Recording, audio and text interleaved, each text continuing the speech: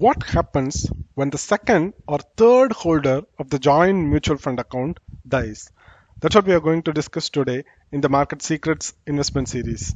Before we get started, I'd like to mention that we at Market Secrets had recently launched Algo Traders Program ATP. If you are someone who is interested in learning end-to-end algo trading, then you can consider joining our ATP program. I'll leave the link to it in the description section of this video.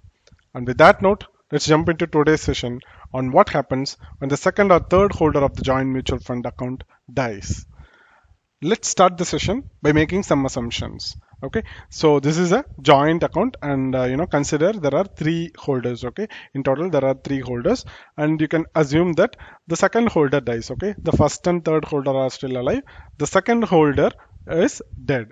That's the assumption. Okay, now what are the documents that we would need in such scenario? Okay, first one, whoever is dead, right? In this case the second holder, right? So we need the second holder's death certificate. Okay, so death certificate, and the other joint holders, that is first and third holders PAN card we would need, first and third holders KYC documents we would need, first and third holders cancel check we need. So these are the documents that we would need.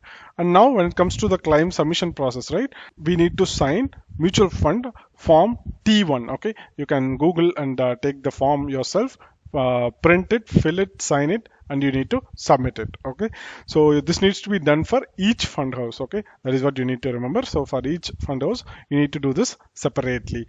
So, and likewise you need to do it for each of the different combinations. I mean, joint account might be with their immediate family, that is wife and kids. It might be with parents, it might be with siblings. So there are a number of combinations possible. So for each of those combinations we need to submit separate forms, and we need to submit these forms at the mutual fund service centers like CAMS and Corby. Okay, so the physical form submission is mandatory.